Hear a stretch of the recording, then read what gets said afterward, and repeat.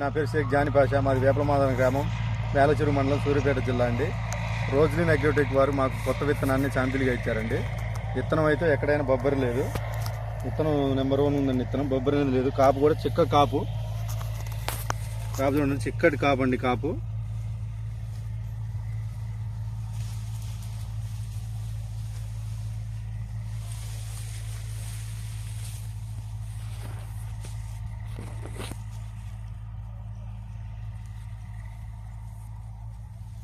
ఎన్ని రోజులు అయిందన్న వేసి పైరు వేసి 90 రోజులు అయిందండి.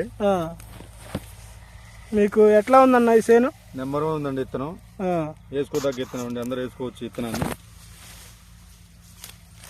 కాయ సైజు కానీ ఎట్లా? కాయ సైజు నెంబర్ 1 ఉందండి. సైజు చూడండి, ఈ విధంగా ఉంది.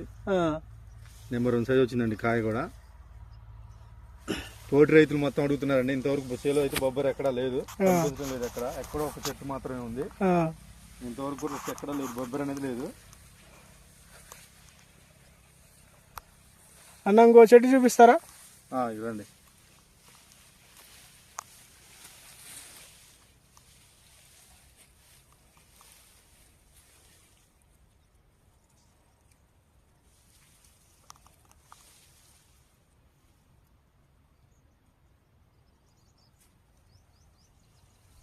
వంద రోజులు అయిందన్న?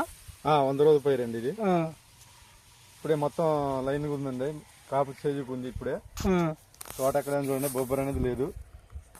ఎక్కడో ఒక చెట్టు మాత్రమే ఉంది. రైతులందరూ విత్తనాన్ని తప్పకుండా వేసుకోవచ్చండి. నెంబర్ 1 ఉంది విత్తనం. చూడండి, ఎక్కడ బొబ్బరి అనేది లేదండి. దగ్గర కాపు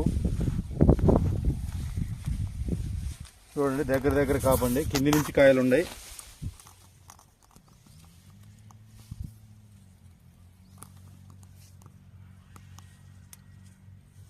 మొత్తం చెప్పేది ఏంటంటే రైతులందరూ కూడా విత్తనం వేసుకోవాలని ముందుకు అడుగుతున్నారండి మమ్మల్ని. ఏ విత్తనం వేశారని చెప్పేసి అడుగుతున్నారు. రోజ్లిన్ వారు ఇచ్చారు ఇది శాంపిల్గా నాకు విత్తనాన్ని. చుట్టుపక్కల రైతులందరూ కూడా వచ్చి చూస్తున్నారు. మా పక్క తోటి రైతులు చూస్తున్నారు, అందరూ చూస్తున్నారు. బాగుందని చెప్తున్నారు విత్తనాన్ని. ఓకేనా? మన కంపెనీ అసలు ఆగో.